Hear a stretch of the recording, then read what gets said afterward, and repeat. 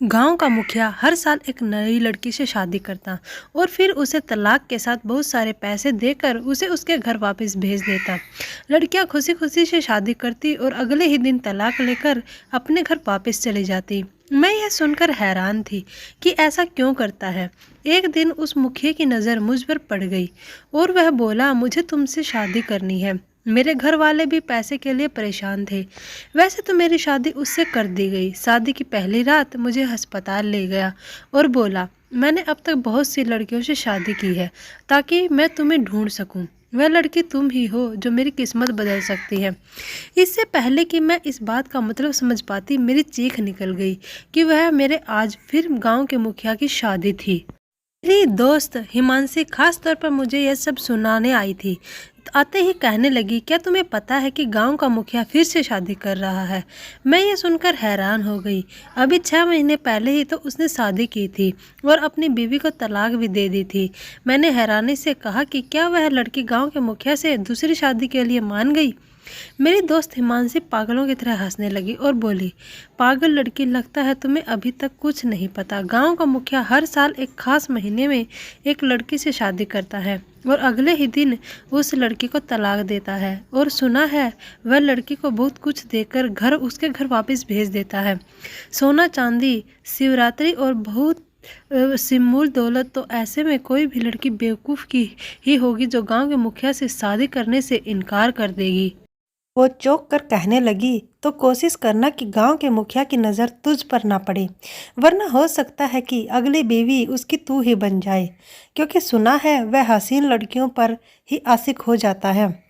मैं उसकी बातें सुनकर बहुत डर गई और मैंने कहा कि मैं तो पहले भी घर से बाहर बहुत कम निकलती हूँ, अब तो मैं बिल्कुल भी नहीं निकलूंगी। मैं असल में यहाँ की रहने वाली नहीं थी और अपने माता पिता के साथ 6 महीने पहले ही इस गांव में आई थी, इसलिए इस गांव के रस्मों रिवाज और गांव के मुखिया के बारे में मुझे कुछ भी नहीं पता था।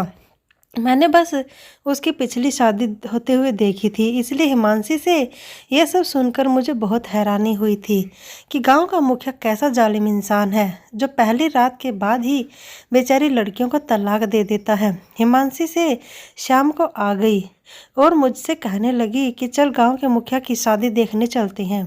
पूरा गांव आया हुआ है। मैं अपनी माँ से इजाज़त लेकर उसके साथ गांव के मुखिया की शादी देखने चली गई, लेकिन उसके किस्से सुनने के बाद मैं बहुत डर गई थी, इसलिए मैंने अपने मुंह को एक दुपट्टे से अच्छी तरह से ढक लिया था। अपनी माँ से इजाज़त ली और उसके साथ निकल पड़ी।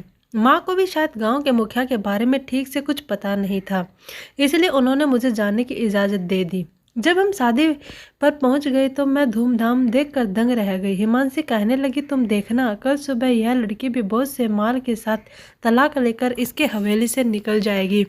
मैं अफसोस से कहा, यह तो बेचारे लड़कियों पर बड़ा जुल्म करता है। तो हिमांशी ने बताया कि कोई जोर ज़बरदस्ती नहीं होती, लड़कियां अपनी मर्जी और खुशी से शादी करती हैं और तलाक ले लेती हैं, उन्हें कोई परेशानी नहीं होती। मैं बड़ी हैरान थी कि मुखिया ऐसा क्यों करता है। उसके साथ ऐसा क्या मसला था कि वह शादियों पर शादियों करता है और फिर तलाक भी फौरन दे देता है। वापिस आकर मैं पूरी रात यही सोचती रही कि भगवान की भी अलग ही लीला है। एक तरफ वह मुखिया है जो एक रात की शादी के लिए लाखों रुपए खर्च कर रहा है, और दूसरी तरफ हम जैसे गरीब लोग हैं जो कर्ज के बोझ तले ऐसे दबे हुए हैं कि सांस लेना भी दुश्वार है। मेरा नाम शालिनी है और हम 3 बहन थी। हमारा कोई भाई नहीं था। मुझे बचपन से ही काफ़ी परेशानी उठानी पड़ी थी। मेरे पिताजी शहर में नौकरी करते थे और कभी कभी मेले में छोटी सी दुकान भी लगा लिया करते थे, जिससे बस हमारा गुजारा बड़ी मुश्किल से हो जाता था। फिर पिताजी बीमार पड़ गई तो कई जगह से कर्ज लेकर उनका इलाज करवाना पड़ा। घर तक बिक गया और पिताजी हमें अपने पुराने घर में ले आए, जहां वह अपने भाइयों के साथ बचपन में रहा करते थे। हमारे घर में गरीबी इस कदर छाई हुई थी कि हमें दाने दाने के लिए मुंह देखना पड़ता था। मैं तो अपने आप को संभाल लेती थी, पर मेरी 2 छोटी बहनें छुप छुप कर रोया करती थी। एक दिन मैंने बहनों को रोते देख लिया। वह रोते हुए एक दूसरे से कह रही थी, हम पैदा ही ना हुए होते या फिर पैदा होते ही मर गए होते तो आज यूं भूखा न रहना पड़ता। मैंने उनकी बातें सुनी तो मुझे बहुत दुख हुआ कि मेरा तो चलो जैसे तैसे बचपन गुजर गया, पर मेरी बहनें भी गुर्बत की ज़िंदगी गुजार रही हैं, क्योंकि मैं सबसे बड़ी बहन थी। तो किसी के सामने दिल का बोझ भी हल्का नहीं कर सकती थी। उसी दिन मैंने अपनी बहनों को रोता देखकर मेरा दिल बहुत तड़प उठा था। मैंने मन में से कहा, माँ मैं ज़रा बाहर जा रही हूँ, थोड़ा टहल कर आती हूँ, थोड़ी देर में आ जाऊँगी। माँ ने मुझे बाहर जाने की इजाज़त दे दी, जैसे इस बात से वाकिफ़ थी कि मेरे अंदर क्या चल रहा है। मैं घर से बाहर निकलकर खेतों की तरफ चली आई, क्योंकि वह जगह बहुत सुकून और साफ़ सुथरी थी। मैं खेतों के पास टहल रही थी कि तभी वहाँ हमारे गांव का मुखिया आ गया। उसकी नज़र मुझ पर पड़ी। मेरे तो डर के मारे रोंगटे खड़े हो गए। मुझे हिमांशी की बात याद आई तो मैं उसको देखकर जल्दी से घर भाग गई। घर आकर भी मेरा दिल डर की वजह से धक धक कर रहा था। मैं परेशान हो गई, कहीं इल्ज़ाम ही ना लगा दे मुझ पर। थोड़ी देर में हिमांशी चली आई, कहने लगी, तुझे गांव के मुखिया ने देख लिया है और अब तेरा कुछ नहीं हो सकता। मैं बहुत डर गई और इसी खौफ का असर था कि मुझे बहुत तेज बुखार आ गया। मैं शाम तक बुखार में तपने लगी। मेरी माँ मुझे खाना बनाने के लिए कह रही थी, मगर मेरे जिस्म में तो जैसे जान ही नहीं थी। तंग आकर माँ मेरे कमरे में आई और मुझे हाथ लगाकर चेक करने लगी। तो फिर फ़ौरन ही गाँव के एक डॉक्टर को बुला लिया गया, जो सबका इलाज करता था। डॉक्टर ने मेरा चेकअप किया और मन से कहते हुए कहा निकल गया कि बच्ची को फिक्र और परेशानी से दूर रखें। ज़्यादा डर खौफ की वजह से दिमाग की नस फटने का भी खतरा बना रहता है। डॉक्टर के जाने के बाद माँ मुझे घूरते हुए कहने लगी, किस बात की टेंशन है, तुम्हें क्यों मरने वाली हालत बना रखी है। तब मैंने हिम्मत करते हुए माँ को बता दिया कि गांव के मुखिया की नज़र मुझ पर पड़ गई है, जो हर साल नई लड़की से शादी करने के बाद अगले ही दिन उसे तलाक दे देता है। माँ मेरी बात को ना समझी और बोली, तो तुझे इतनी फिक्र क्यों हो रही है, तूने कौन सी चोरी की है जो तुझे इतना डर लग रहा है। माँ की बात पर मेरा दिल किया मैं अपना सर पेट लूँ। इसे पहले कि माँ को समझाती, बाहर से दरवाजे को किसी ने ज़ोर ज़ोर से खटकाना शुरू कर दिया। आवाज़ सुनकर मैं अपना सांस रोक लिया। दरवाज़ा खोला गया तो बाहर गांव का मुखिया अपने लोगों के साथ खड़ा था और उनके साथ ही मेरे पिताजी भी थे। उन्हें भी शायद वह साथ लेकर आए थे। पिताजी ने उनको बैठक में बिठाया और माँ से चाय बनाने को कहा, पर गांव के मुखिया ने चाय बनाने से मना कर दिया। आखिर वह अमीर इंसान था तो गरीबों के घर का चाय पानी कैसे पीता। उसने मेरी माँ को भी बैठक में बुला लिया और मेरा हाथ मांग लिया। जब उसने यह बात की तो माँ तो हक्का बक्का रह गई और उठकर उससे बोली, मुखिया जी हम गरीब जरूर हैं, लेकिन बेगैरत नहीं, जो रुपए पैसे के लिए हम अपनी बेटी का सौदा कर दें। हम अपने कर्ज खुद उतार लेंगे, पर अपनी बेटी को दागदार नहीं करेंगे। मुखिया बात करके चला गया था। अब माँ और पिताजी को फैसला करना था, बेटी की इज्जत या पैसा। मैं जब यह बात अपनी बहन की जुबानी सुनी तो आसमान जैसे मेरे ऊपर ही गिर पड़ा। आखिर वही हुआ जिसका मुझे डर था। माँ तो साफ साफ मुखिया को जवाब दे दिया था, क्योंकि माँ ने अपनी बहन को जुबान दे रखी थी और इसी साल के आखिर में मेरी शादी होनी तय हो गई थी। मगर पिताजी कह रहे थे कि एक बार मुझसे बात कर ली जाए, फिर जैसा मैं कहूँगी वैसा ही कर लेंगे। मुझे पिताजी की बात पर गुस्सा तो बहुत आया। क्या पिताजी को पता नहीं कि मेरी मंगनी हो चुकी है, फिर भी ऐसी बातें कर रहे हैं जो मैं मर कर भी पूरा नहीं कर सकती। पिताजी की राय पर माँ ने भी हामी भर ली और पिताजी को मुझसे बात करने की इजाज़त दे दी। पिताजी मेरे पास आए और कहना शुरू किया, देखो बेटी, हमारा कोई बेटा नहीं है जो हमारा सहारा बने, जो अपनी बहनों के ख्वाब पूरे करने में मेरी मदद करे। हमारे घर के हालात तुम्हारे सामने हैं। पिछले 10 सालों से हमारे ऊपर जो कर्जा है वही उतरने का नाम नहीं ले रहा है, और फिर तुम्हारी छोटी बहनें भी अपनी बहुत से ख्वाहिशों को अपने दिल में दबा लेती हैं। अगर तुम मुखिया जी से शादी के लिए हाँ कर दो और अगले दिन तलाक ले लो तो हमारे सारे मसले हल हो जाएंगे। और रही बात तुम्हारे मंगेतर की, तो वह भी कोई डॉक्टर इंजीनियर नहीं है जिसे तुम शादी करके एक बहुत अच्छी ज़िंदगी गुजारो। कि अगर वह तुमसे सच्चा प्यार करता है तो तुम्हारी मजबूरी और परेशानी को समझेगा। अब फैसला तुम्हारे हाथ में है, जैसा तुम कहोगे वैसा ही होगा। पिताजी मुझसे बात करके चले गए और मुझे कसमें डालकर भी मैंने सारी बातों को सोचा और फिर एक फैसला किया। मैं पिताजी से कहकर अपने मंगेतर पीयूष को घर बुलाया ताकि उससे बातचीत करके फैसला ले सकूं। अगले दिन पीयूष हमारे घर आ गया। मैं उसे लेकर छत पर आ गई ताकि मैं आराम से और सुकून से उससे बात कर सकूं। मैं पीयूष को पिताजी और गांव के मुखिया की कही बात बताई तो उसके चेहरे का रंग गुस्से से लाल हो गया। मैं उसके दिल के हाल को समझ रही थी, मगर मुझे एक चीज़ को समझना था।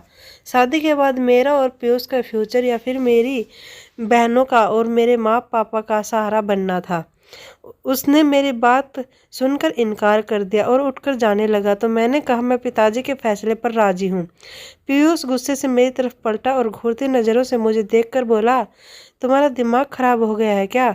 उसको सदमा लगा था और सदमे की वजह से उसकी आवाज़ ठीक से निकल भी नहीं पा रही थी। मैं सब जानते पूछते भी उसे नज़रें चुराने पर मजबूर थी। मैंने उससे कहा कि हाँ, दिमाग खराब हो गया है मेरा, क्योंकि मेरे माँ पापा के बेटा नहीं है उनका और मैं उनको कर्जे में डूबा हुआ नहीं देख सकती। और फिर एक ही दिन की तो बात है, हमारे सारे मसले हल हो जाएंगे और बगैर किसी फिक्र के हम दोनों एक हो जाएंगे।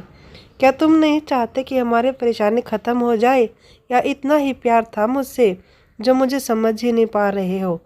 मेरी इमोशनल बातें सुनकर पीयूष का दिल निरम पड़ गया और वह शादी के लिए मान गया। पीयूष के जाने के बाद मैंने माँ से कहा, मैं शादी करने के लिए तैयार हूँ। यह मैंने किस तरह दिल पर पत्थर रखकर कहा था मैं ही जानती हूँ, पर मुझे इस जगह पर कमज़ोर नहीं पड़ना था तो मैं नहीं पड़ी। और पिताजी ने मुखिया जी को हाँ का जवाब भिजवा दिया। माँ ने जब यह बात सुनी तो अपना सर पीटने लगी और मुझे समझाने लगी, पर मैं फैसला कर चुकी थी, मुझे पीछे नहीं हटना था। माँ की तकलीफ का भी मुझे अंदाजा था, पर पिताजी का भी कोई कसूर नहीं था कि वह इस उम्र में भी कर्ज की टेंशन लेते। वह वक्त से पहले ही बूढ़े होते जा रहे थे। जब मैं अपने फैसले पर पक्की अड़ी रही तो माँ ने भी चुप्पी साध ली और यूं एक हफ्ते के अंदर ही मेरी शादी की तैयारियां हो गई और मैं लाल जोड़े में विदा होकर मुखिया के बंगले में आ गई।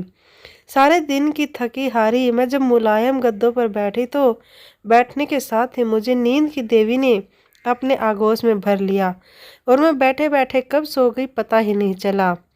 अब तो मेरी आंख तब खुली जब मैंने कलाई पर कुछ महसूस किया और उसकी वजह से मेरे हाथ में कांटे आ रहे गए थे।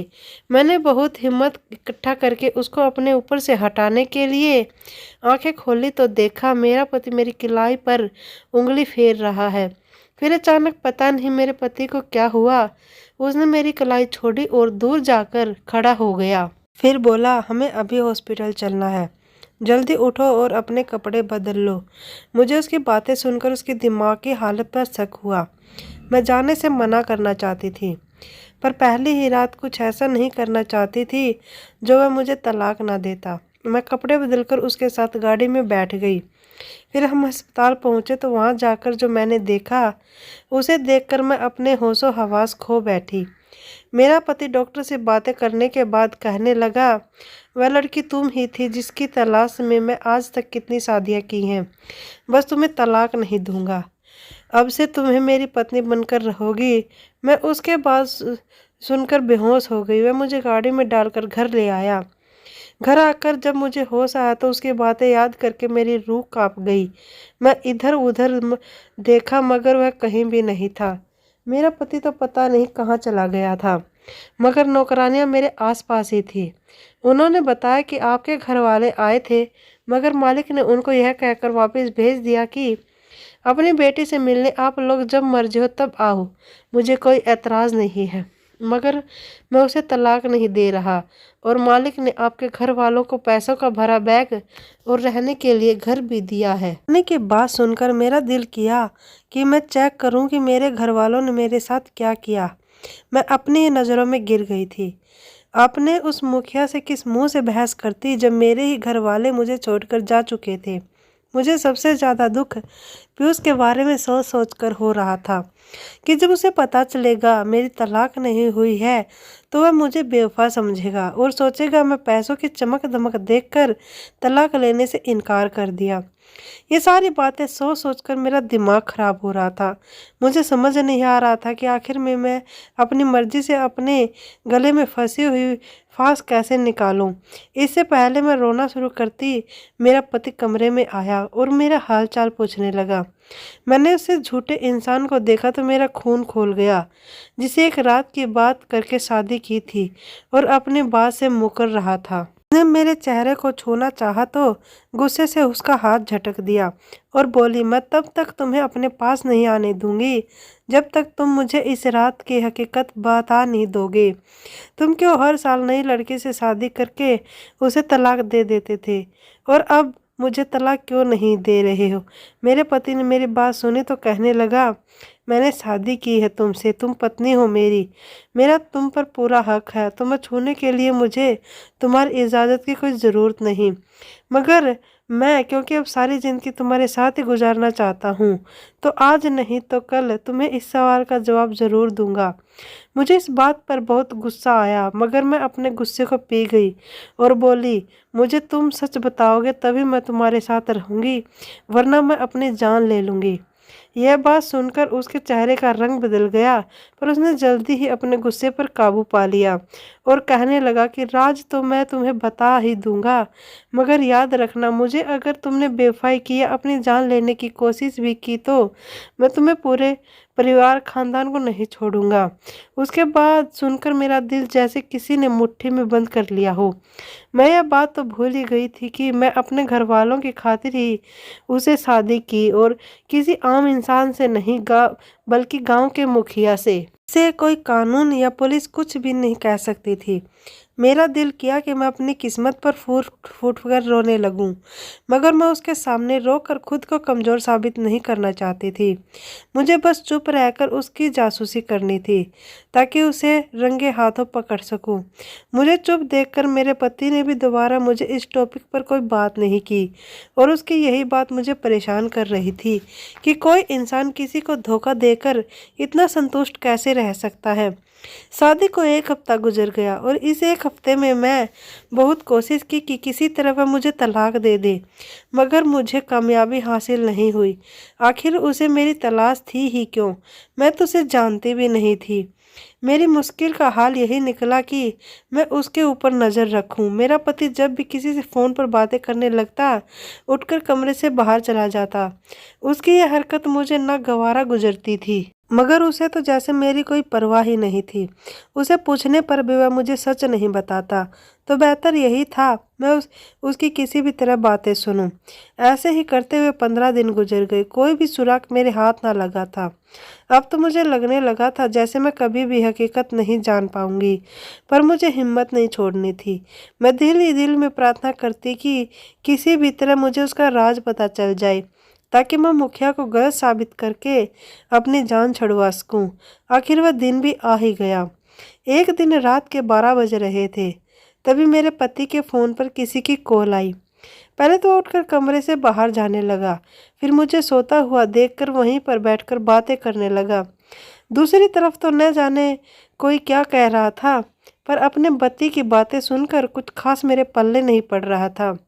उस वक्त मेरी नींद उड़ गई जब मेरे पति ने कहा, यार किसी भी तरह इस बला से मेरा पीछा छुड़वाओ, वरना काम तमाम कर दो। इसके रोज रोज के बकबक से मैं तंग आ गया हूँ। मैं जब इतना सुनी तो मेरा दिमाग तेजी से काम करने लगा। मैं जान चुकी थी कि यह कोई लड़की का मामला है। अब तो मसला और भी संगीन हो चुका था। उसकी बातें सुनकर मैंने इरादा कर लिया कि किसी भी तरह मुझे इस बेचारी लड़की को इसके चंगुल से आज़ाद करवाना ही होगा, वरना यह जालिम इंसान उसकी जान ले लेगा। अगले दिन जब मेरा पति घर से बाहर निकला तो मैं भी उसके पीछे पीछे घर से बाहर निकल गई। बाहर के नौकर नौकरानियों को मैंने पहले ही अपने साथ मिला लिया था। अब बेफिक्र होकर मैं सब काम कर सकती थी। उसका पीछा करने के लिए मुझे मेरे दिल ने मना भी किया, पर मैं दिल को मजबूत करने लगी और अपने इरादे से नहीं हटी और उसकी एक घर में जाता हुआ देखकर मैं वहीं से वापस लौट आई। अब मेरे दिमाग में अलग अलग ख्याल आ रहे थे। मैं उन्हीं ख्यालों में बैठी थी। मेरा पति घर आया। वह फिर किसी से फ़ोन पर बातें कर रहा था। मैं उठकर सुनने गई तो वह किसी से कह रहा था, कल फिर उसी जगह आ जाना, तुम्हारा काम हो जाएगा। मैं दिल ही दिल में बहुत खुश होने लगी। चलो इस आंख मिचौली के खेल से जान छूटने वाली है कि उससे पहले ही मेरा पति मुझे देखा। मैं जल्दी से कमरे में आ गई। मुझे बहुत बेसब्री से कल के दिन का इंतज़ार था। मैं मन ही मन खुश हो रही थी कि आने वाला कल मेरी ज़िंदगी को पूरी तरह से बदल देगा। कल का दिन आया तो अपने पति के जाने के बाद मैं भी उसके पीछे ही घर से निकल गई। आज मेरा पति रास्ते में कुछ लोगों से भी मिला था। अब मुझे टेंशन होने लगी कि कहीं उन लोगों में से ही कोई ना हो जिसकी वजह से मुझे आज़ादी मिलेगी। मुझे ऐसा लग रहा था जैसे मेरे पति को शक हो गया है कि मैं उसका पीछा कर रही हूँ। अभी वह जानबूझकर ऐसे कर रहा है ताकि मैं समझ ना सकूं और तंग आकर अपनी हरकत छोड़ दूं। अपनी सोच में मैं खुद ही खुद को ये सोचकर समझाया कि अगर वह जान लेता तो मुझे घर से बाहर निकलने से मना करने के लिए किसी से डरने या किसी की इजाज़त लेने की ज़रूरत नहीं थी। मैं इन्हीं सोचों में घूमती जब मेरा पति फिर से उस घर में चला गया और जाकर एक कमरे में बैठ गया। उसी कमरे के साथ ही एक और कमरा था। मैं जल्दी से उस कमरे में घुस गई और कमरे की खिड़की से दूसरे कमरे में देखने लगी। तब वही लोग आए और मेरा मंगेतर पीयूष भी। इन सबको यहाँ देखकर मुझे किसी अनहोनी का एहसास हुआ और मैं डरते डरते चोरी चुपके वहाँ से निकलकर घर आ गई। मैं जितना इस मसले को आसान समझ रही थी, यह उतना ही मुश्किल था। और यह दिन पे दिन उलझता ही जा रहा था। मैं परेशान बैठी थी कि मेरा पति घर आया और मुझे उदास बैठा देखकर बोला कि आज तुम्हारे लिए एक सरप्राइज़ है, इसलिए नहा धोकर अच्छे से तैयार हो जाना, तुम्हें लेकर कहीं बाहर जाना है और मैं तुम्हें आज तुम्हारे सभी सवालों के जवाब वहीं पर दे दूंगा। इतना कहकर वह वहाँ से चला गया और मैं जल्दी से नहाने चली गई ताकि उसके आने से पहले मैं तैयार हो सकूं। नहा धोकर मैं अच्छे से तैयार हो चुकी थी और घर के ग्राउंड में उसका इंतज़ार करते हुए टहल रही थी।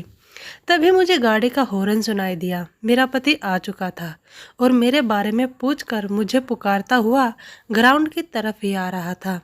उसने मुझे चलने के लिए कहा और मैं चुपचाप जाकर गाड़ी में बैठ गई। मेरा खामोश होना मेरा पति भी नोट कर रहा था। उसने भी कोई बात नहीं की और गाड़ी स्टार्ट कर दी। हमारी गाड़ी गांव की ऊंची नीची छोटी छोटी गलियों में चलती जा रही थी। मैं अपनी ज़िंदगी के बारे में सोचती हुई उदास हो रही थी। गांव में खेत तैयार होकर हरे हो गए थे। वाइट यू फैल देखकर मेरी आंखों से आंसू बहने लगे। यह वह जगह थी जहाँ खेल कूद कर मैं बड़ी हुई थी। तभी वह खेत मेरी नज़रों के सामने से गुजरा तो जैसे किसी ने मेरी आंखों में मिर्ची भर दी थी। मुझे उस खेत से नफरत सी महसूस हुई। यही वह जगह थी जहाँ मेरे पति की नज़र मुझ पर पड़ी थी। काश मैं उस दिन घर से बाहर न निकली होती, मगर अब वह काश वापस नहीं लौट सकता था। उन्हें सोचों में गम पता ही नहीं चला कि कब सफ़र ख़त्म हुआ और हम अपनी मंजिल पर पहुंच गए। होश मुझे तब आया जब गाड़ी रुकी और मेरे पति गाड़ी से बाहर निकलकर मेरी साइड वाला दरवाज़ा खोला। उसको अपनी तरफ देखा। मैं गाड़ी से नीचे उतर आई और हम दोनों एक दरबार की तरफ जाने लगे। दरबार की बाईं साइड पर कच्चे बने मगर साफ सुथरे घर में मुझे लिए मेरा पति दाखिल हुआ और एक कमरे में जाकर बैठ गया। अभी थोड़ी देर ही गुजरी थी कि वहाँ पर एक बाबा जी आए और बोले, हाँ भाई, तुम्हारी तलाश खत्म हुई कि नहीं? तो इस पर मेरा पति कहने लगा, हाँ हो गई है बाबा जी, और यह मेरी पत्नी है। इन दोनों की बातें सुनकर मुझे कुछ समझ नहीं आई कि ये दोनों किस तरह की बातें कर रहे हैं। बाबा जी के बैठने के बाद मेरा पति बोला, बाबा जी, मैं आपसे इजाज़त लेने के लिए आया हूँ ताकि मैं अपने पति को सच बता सकूँ और नई ज़िंदगी की शुरुआत कर सकूँ। अगर आपकी इजाज़त हो तो मैं शुरू करूँ? बाबा जी ने कहा, इजाज़त है, जो और अपनी ज़िंदगी जियो। उनकी यह घूमने वाली बातें सुनकर मेरे माथे पर सिलवटें पड़ने लगी। ये सब मुझे ढूंढ लग रहा था। फिर मेरा पति उठकर खड़ा हुआ और हम वहां से इजाज़त लेकर वापस अपने घर आ गए। मेरे पति ने सारे नौकरों को छुट्टी दी और सारे दरवाजे खिड़कियां बंद करने लगा। ऐसा करता देखकर मैं डर गई। डरने की वजह से मेरा रंग पीला पड़ गया था, जिसे देखकर मेरा पति बोला, डरो नहीं, यह बस एहतियात थी ताकि कोई भी इस रात को जान ना सके। उसकी बातें सुनकर मेरी सांस में सांस आई। फिर मेरा पति मुझे लेकर बेड पर बैठा और बोला कि आज से 10 साल पहले की बात है, जब मैं 20 साल का था। हम खानदानी रईस थे, मगर हमारे किसी रिश्तेदार ने हम पर ऐसा खतरनाक जादू कर दिया कि हमारी दौलत भी खत्म होने लगी और मेरी सेहत भी खत्म हो गई। एक दिन मैं शिकार खेलने गया हुआ था कि मुझे कोई शिकार ना मिला और मैं गुस्से से सारे निशाने खराब करने लगा। मैं अपने उस काम में इतना ज़्यादा बिजी था कि मुझे आसपास का कुछ पता ही नहीं था। फिर ये बाबा जी कोई जड़ी बूटी लेने जंगल में आए हुए थे। मुझे ऐसा करता देखकर मेरे पास आ गई और बोले, तुम पर जादू है और इतना खतरनाक है कि जिस लड़की से भी शादी करोगे वह तुम्हारे जिस्म की ताकत खत्म कर देगी, दौलत सारी बर्बाद हो जाएगी। मगर एक तरीका है जिससे यह जादू खत्म हो जाएगा। अगर तुम उनको एक दफ़ा देखे बगैर अपनी शादी का हक लिए बिना ही उसे तलाक दे दो, मगर एक बात का ख्याल रखना कि वह लड़की ज़रूरतमंद हो। मैंने कहा मैं बहुत परेशान हूँ और कहा कि ऐसे तो मैं कभी असली वाली शादी कर ही नहीं सकूँगा। पर वह बाबा जी जा चुके थे। फिर जब मैं पहली शादी की तो देखभाल करके कि एक ज़रूरतमंद लड़की देखी तो अपनी पत्नी को छुए बगैर मालू दौलत देकर उसे तलाक दे दी। इससे मेरी दौलत में बहुत ज़्यादा बढ़ोतरी हो गई और जादू का जोर भी कुछ कम हो गया। फिर और इसी तरह दूसरी शादी की तो मैं इलेक्शन जीत गया। फिर तीसरी शादी, इस तरह करके मैं 12 शादियाँ की और धीरे धीरे मुझ पर किया गया जादू खत्म हो गया। फिर मैंने सोचा अगर ऐसे ही शादी करके मैं तलाक देता रहूँगा तो अपना वारिस कैसे बनाऊँगा और इतनी जायदाद किसके लिए इकट्ठा कर रहा हूँ। फिर मैं उसी जगह पर गया और उन बाबा जी को तलाश करना चाहा। वह वहाँ पर नहीं मिले। मैं शादी करके और तलाक देकर तंग आ चुका था। अब मैं भी सुकून की ज़िंदगी चाहता था। मैं डर डर के खास जानी बाबा जी को तलाश करने के लिए, ताकि मैं उनसे पूछ सकूं कि कब तक मैं तलाक देता रहूंगा और शादियां करता रहूंगा। कई महीने गुजर जाने के बाद जब मुझे बाबा जी के ठिकाने के बारे में पता चला तो मैं आनंद आनंद वहां पहुंच गया। वहां पहुंचा तो जैसे बेजान सा होकर ज़मीन पर गिर गया। एक दिन आराम करने के बाद अगले दिन बाबा जी ने मुझे अपने पास बुलाया। मैं बाबा जी से कहा कि बाबा अब मैं थकने लगा हूँ। मैं कब तक लोगों की बातें सुनता रहूँगा। मुझे बता दे मुझे और कितनी शादियाँ करनी पड़ेंगी और ताकि मैं एक ही दफ़ा सब करके चैन की ज़िंदगी गुजार सकूँ। बाबा जी मेरी बात सुनकर मुस्कुराए और बोले, बेटा तब तक तुम शादियाँ करते रहोगे, तलाक देते रहोगे जब तक तुम्हें ऐसी लड़की नहीं मिल जाए जो तुम्हारे खानदान का वारिस पैदा करने वाली होगी। बाबा जी की बातें सुनकर मैं चला गया और बोला, उसकी कोई खास निशानी बता दें ताकि मैं अपनी तलाश जारी रख सकूं।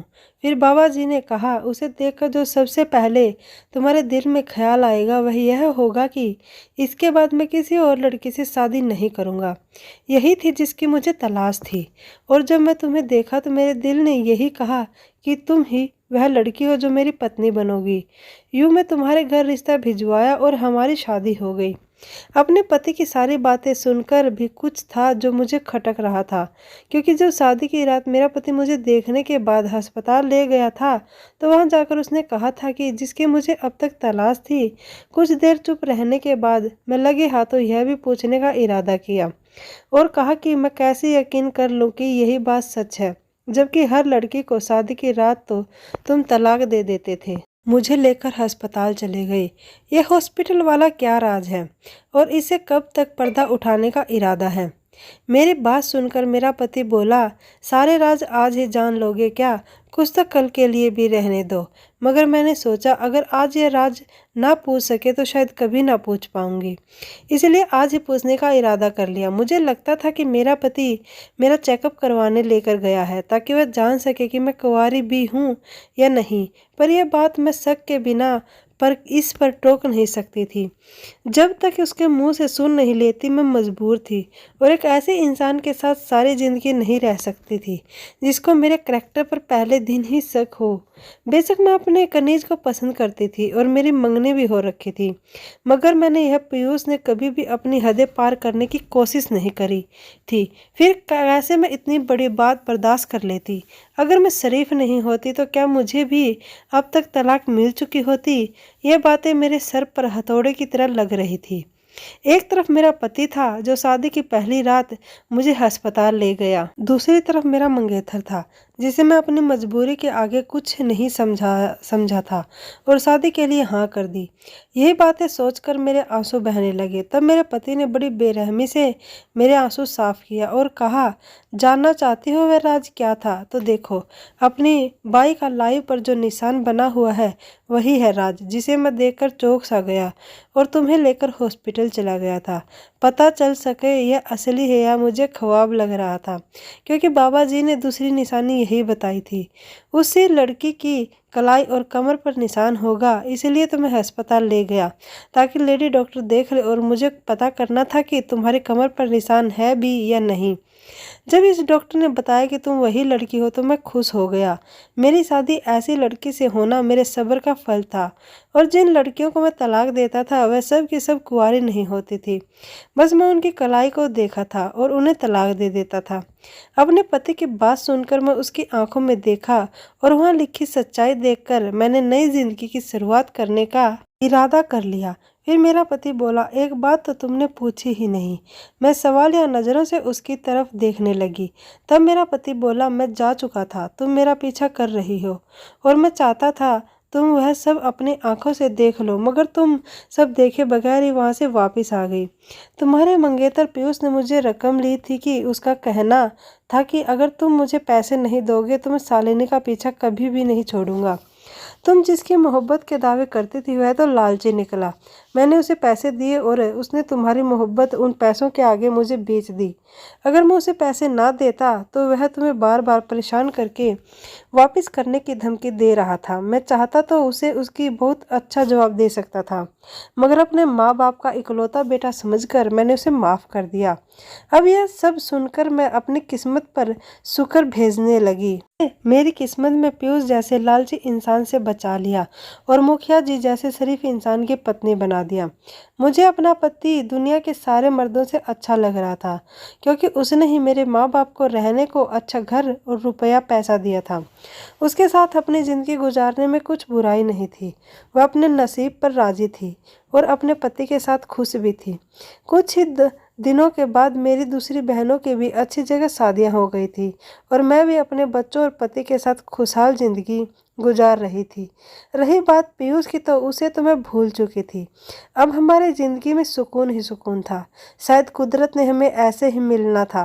पर आज उसे फैसले पर मैं बहुत खुश थी, क्योंकि उसी एक फैसले ने मेरी और मेरे पूरे परिवार की जिंदगी बदल दी।